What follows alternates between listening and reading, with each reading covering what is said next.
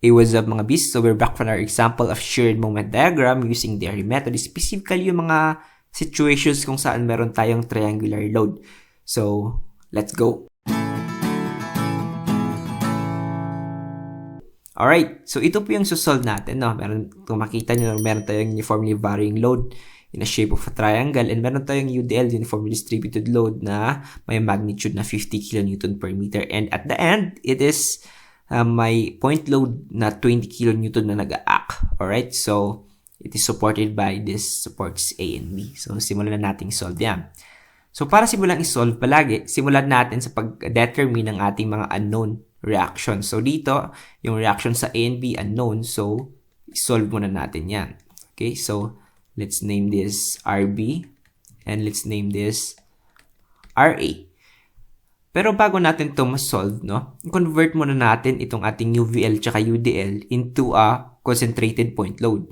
Bakit? Para mas madali natin ma-solve. So dito, pag kinonvert natin yan, kukunin lang natin yung area ng shape na to. So ang area nito is triangle, so base times height divided by 2. So 90 times 3, 90 times 3 divided by 2. So that would be 270 divided by 2. That would be equal to 135.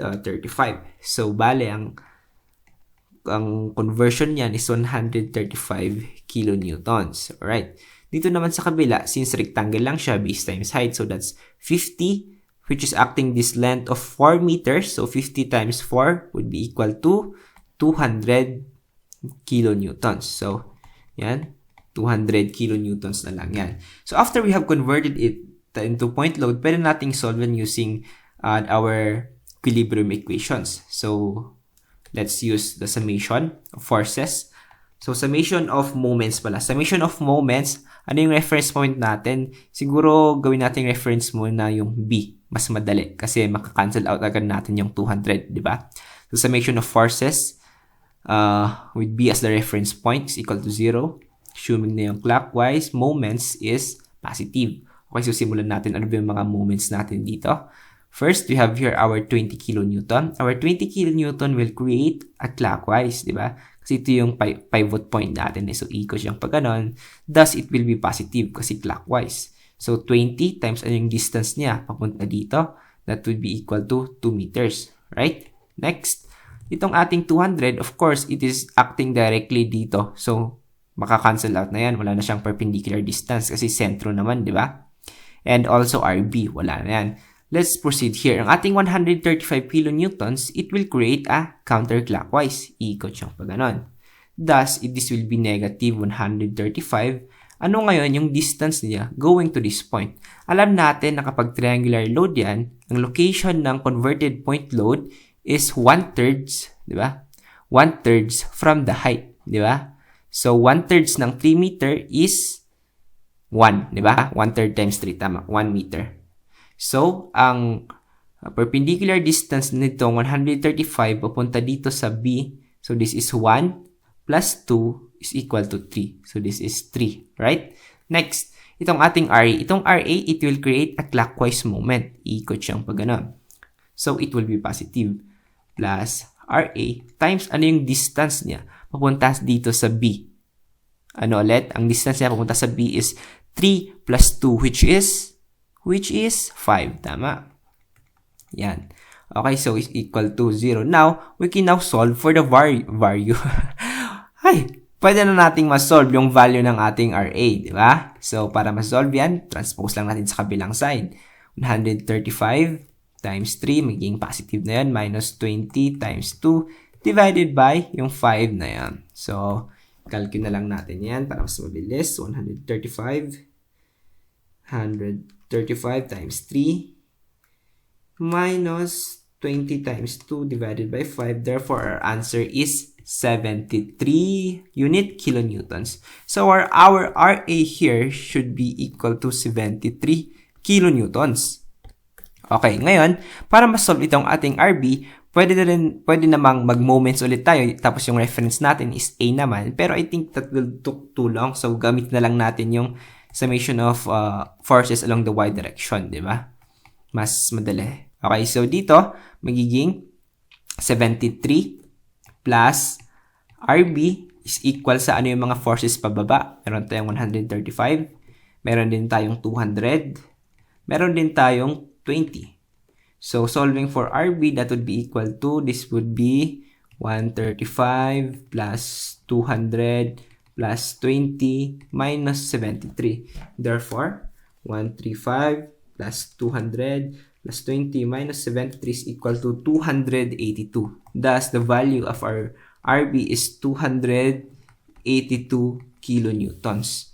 So, itong RB natin is 282 kilonewtons. We can erase now ito kasi hindi na natin yan kailangan. Alright? Ito rin. Hindi na natin to kailangan. Yan. Yon. Okay? I can remove that. Oops. Yeah. So, okay na yun mga bis, no? We are done with our first step, which is to solve our reactions, RA and RB. Now, the next thing to do mga bis is to proceed na sa ating shear diagram. Okay? Sa ating shear force diagram. So, ang gagawin natin dito, simulan natin dito at this point. So, first, we have our RA, which is a value of 73 kilonewtons. So, aakyat tayo dito ng 73 kilonewtons. Okay? So, after nating pumunta dyan, along this length, up to this point, may triangular load dito, di ba? It's a UVL. So, we need to solve for the area of this triangular load para ma-plot natin yung next na point dito sa line na to. So, to solve for that area, it will just be area of a triangle is base times height divided by 2. That's 90 times 3, di ba? Base times height divided by 2. And di ba na-solve natin yung kanina, which is a value of 135 kilonewtons, right? So, from 73, magbabawas tayo. Bakit? Kasi dapat negative yan. Kasi nga, kung makita nyo yung direction ng ating load is going down 1. So, yung shearing force is towards this, pag ganun siya. Okay? Habang nag-move forward ka, lumalaki yung degree, yung magnitude ng ating force, ng ating shearing force. So, from 73, mag-subtract tayo ng 135. Kasi nga, pababa. Okay? So, 73 minus 135, that would be equal to 62. So, negative 62 na lang. So, pagpuntaan niya sa part na to, this would be equal to negative 62. Okay, so paano ngayon natin to i-connect? Wait, I will copy my diagram. Okay mga bis, so ito po yung aking bird mountain diagram. So kung first na na-encounter nyo to, kung bakit siya tinatawag na bird mountain diagram, kasi may bird, tsaka may mountain. Okay? Alright, so ayan. Ginagamit ko lang to para di ako magkalito-lito sa kung anong dapat itsura ng curve. Kasi diba, ang degree ng line na to ay 1, diba? Kasi nga, sloping line. So, pagpunta na dito, magiging 2 na yung degree niya, which is a curve. Alright? So, how will we connect these two lines? Mag-base lang tayo dito. It is a sloping line dito sa baba, sa negative portion. So, pag ganun siya, pag ganun, ito yon. Tapos, nasa negative, ibig sabihin, gamitin natin yung pair, which is pag ganun. So, we will connect this line in that kind of curve. Okay? So, from dito, yan. So, kunwari maganda yung curve. So, ganun guys. So, ito yung curve na yan. So, next, proceed na tayo dito sa ating rectangular load. So, from this point, hanggang dito, i-stop tayo dito guys. Hindi natin kukunin yung buong, hindi natin kukunin yung buong rectangle. Bakit? Kasi kung makikita nyo, at point B, no, meron tayo dito ang RB. So, mag-iiba yung value dyan. So, it's not safe na kunin natin yan ng buo. So, hanggang dito lang muna. Okay. So, kunin natin yung area niyan. Of course, area of a rectangle is just base times height. That would be equal to 50. Ito, yung height kasi nito is 50, di ba? Tapos, yung length na to is 2. So, 50 times 2, that would be equal to 100 kilonewtons. And since pababa, it should be negative. Parang dito lang, di ba? Pababa siya, kaya naging negative. So, negative 100 kilonewton. So, from negative 62, mag-a-add tayo ng negative 100. So, negative 62 plus negative 100 is negative 162. So, I assume nandito yan. Yeah. Negative 162 kilonewton. So, how will we connect this line? Kung makikita nyo mga bis, ito, Diba? Straight horizontal lang yan. So, that has a degree of 0. Therefore, pagpunta niya sa shear, magiging 1 na lang yung degree niya, which is a straight sloping line. So, this will be connected by a straight line. Alam, ba't di siya straight? Ayan. Straight yan ha, guys. Ito, slope yan. Curve yan. Ito, straight. Okay? Next, dito sa point B, kapag nandito na tayo sa point B, makikita nyo, meron tayong reaction, di ba? Which is a value of 282. And since it is pointing upwards, pataas, positive siya. So, mag-add tayo ng 282 dito sa 162. So, 282, negative 162 plus 282, it would be positive 120. So, aakyat siya dito at 120. Alright? So, ayan.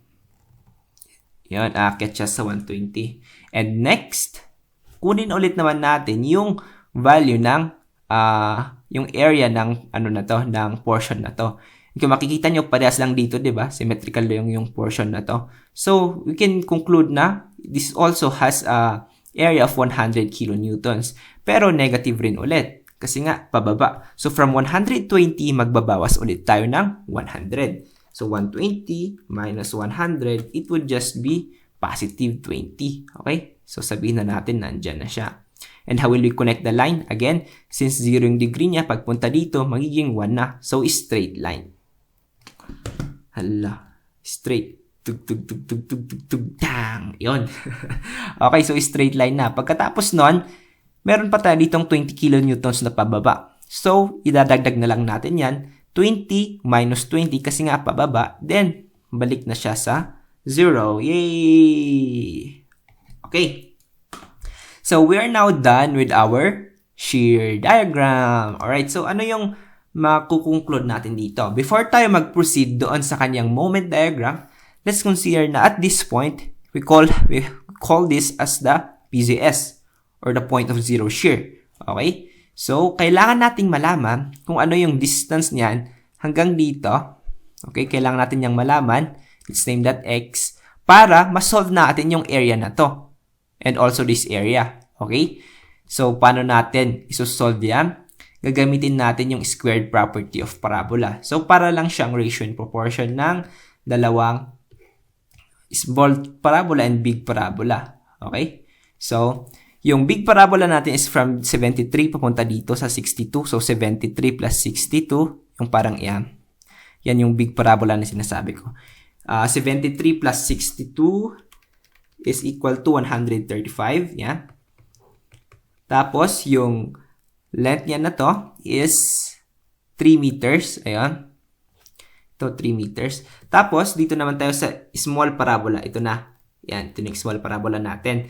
That's 73. And we name this unknown x kasi diba ito yung hinahanap natin na length. So, para mahanap yan using the squared property of parabola, that will just be 135 over 3 squared is equal to 73 over x squared. So, parang ratio and proportion lang pero may twist. Naka-square yung mga length dito sa kanyang x portion. Diba? So, 3 squared tsaka x squared. Now, we can now solve for the value of x which is equal to the square root of, teka, konti lang.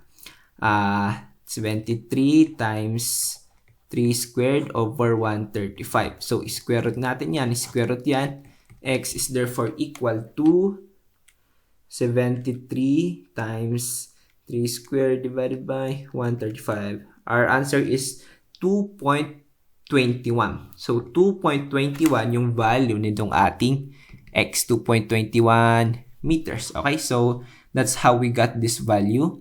Or if you want, you can also use the shear and moment equations method. Pwede rin yan, pero I prefer this method kasi graphical, para diretsyong graphical. Para hindi na tayo bumabalik sa dati. Kasi masakit yung alaala ng nakaraan. Alright, so balik na tayo sa ating pinag-uusapan. Sana ulit tayo. Okay, so nakuha na natin pala yung length na to. Now, we can now proceed sa pag-solve nitong ating moment diagram. So, paano natin yun gagawin? Using area method. Of course, sisimulan natin dito. At this point, we start at 0. Kasi wala namang concentrated moments dyan, di ba? Wala. So, we start at 0 and we solve for this area. Okay? So, extend ko lang yan. Yung sa ating PCS na yan. Yan. We solve for that area. The area of this portion, we use the formula for the area of a semi-parabolic curve. Kasi, di ba, yung portion na to, that's like a kapag i-extend ko yan, parang magiging parabola siya. Parang ganon yan. Tapos yung portion lang na to, yan. Yung portion lang na to, ito yan. Kaya area of a semi-parabolic curve. Ito. Okay? So, ang area natin dyan is equal sa 2/3 base times height. So, saan yan nanggaling? Yung area kasi ng portion na to, ito, yung area ng portion na yun, that's the spandrel, parabolic spandrel, that's equal to 1/3 base times height. Ibig sabihin, yung natitira na to, that's 2/3 base times height. Okay? So, alisin ko muna yan. Okay? So, alam natin na yung area ng portion na to is 2/3 base times height. So, to solve for that, substitute na lang natin. Ang base natin is, na-solve na natin, 2.21. And ang height natin is, ano yung height ulit natin na yan? That's equal to 73. Alright? So, calcu 2.21 times 73 times 2/3 is equal to 107.55. Okay? Alright. So, mula dito sa 0, mga bis, no? Magdadagdag tayo ng 107.55. Bakit idadagdag? Kasi this is a positive area. Nasa taas siya ng ating reference line. Positive siya. So, from 0, tataas tayo dito sa 107. Let's say, andito. That's 107.55. Okay, so how will we connect these two lines? So, makikita nyo ulit. Tingnan natin to. Mag-refer tayo sa ating bird mountain chart. So, yung line natin magmula sa shear is parang nakaganon siya, di ba? So, saan ba yung katulad nito sa ating chart? It's either ito or ito. Pero saan sa dalawa yung pipiliin natin? Piliin natin yung nasa positive, which is sa taas. Yun, di ba? So, it will be connected by a curve looking like that. So, erase ko lang to. Yeah.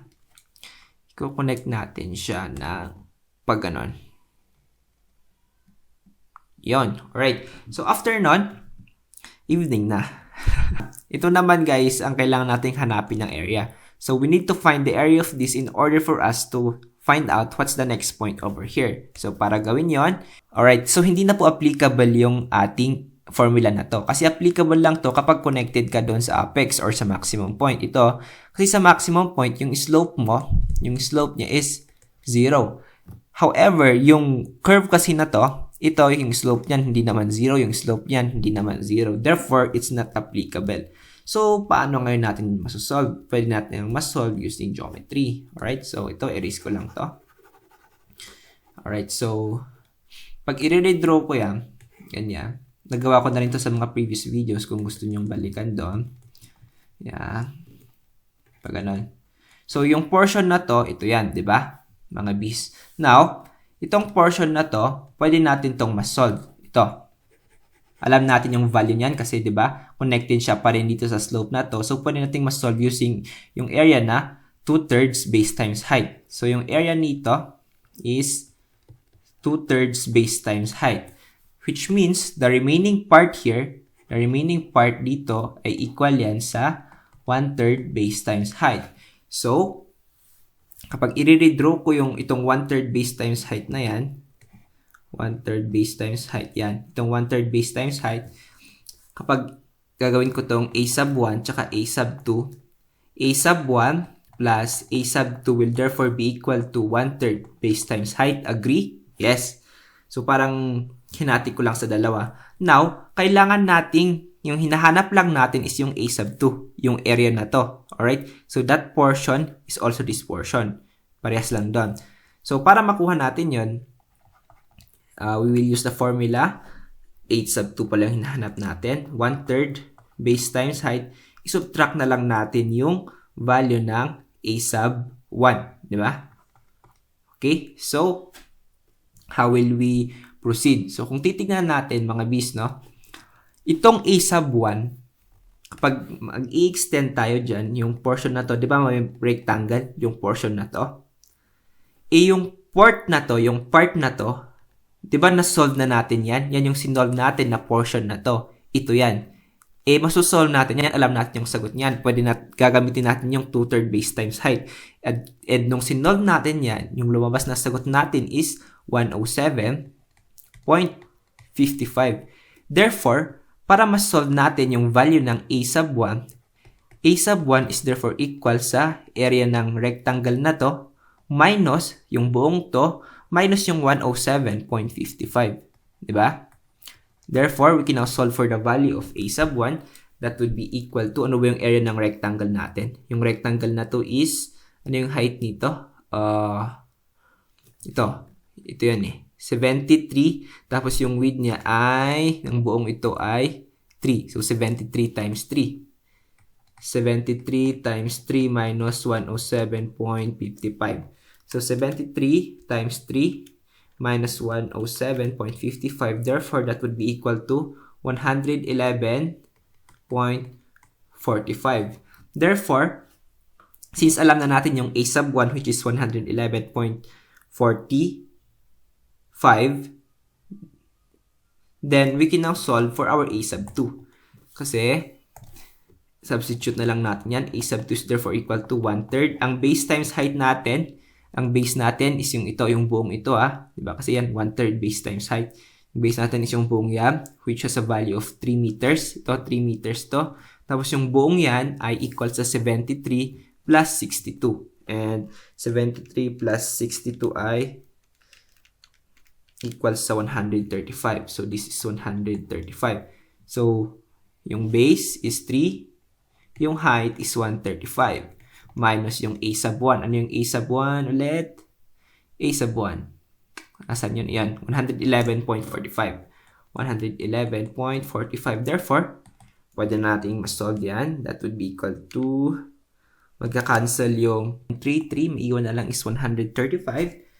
135 minus 111.45. Therefore, ang area nitong ating portion na to, the area of that portion, which is the a sub 2, is equal to 23.55. Okay? So, figure out na natin, solve na natin kung anong area ng portion na to. So, since that's 23.55, that should be negative. Bakit? Kasi nasa baba siya ng reference line natin. It's negative area. So, since it's negative area, isusubtract natin dito sa ating existing value. So, 107.55 minus 23.55 would be equal to 84. So, bababa siya ngayon dito sa 84. Okay? Yan. Now, how will we connect this line? Implied na yan na magiging ganun siya. Pero, kung gusto nyo maging safe, tingnan nyo to. Yung line, yung curve pa rin to eh. Yung curve natin dito, kapag magiging line yan, pag ganyan. Tingnan natin sa ating bird mountain chart. Tingnan natin yung pag ganon. It's either ito or ito. Pero gamitin natin yung nasa baba kasi negative area siya. So, yung pair niya is ito. So, dapat pag ganon yung curve, which is tama na pag ganon yung ginawa natin. So, minsan, makikita nyo na rin kung yung pattern niya habang hindi na kailangang tinitignan yung ating chart na yan. So, ayan. Let's continue. Erase ko na muna yung mga to since hindi na natin to kailangan. Yan. Okay. Yan.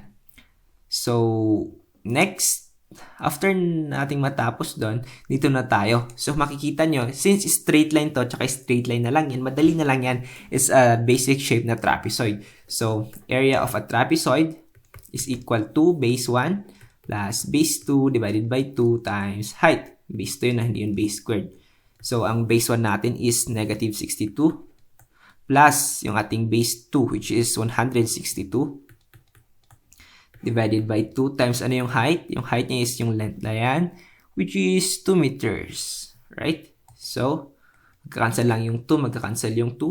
Negative 62 minus 162 is just negative 224. Alright? So, from 84, magsusubtract tayo ngayon ng 224.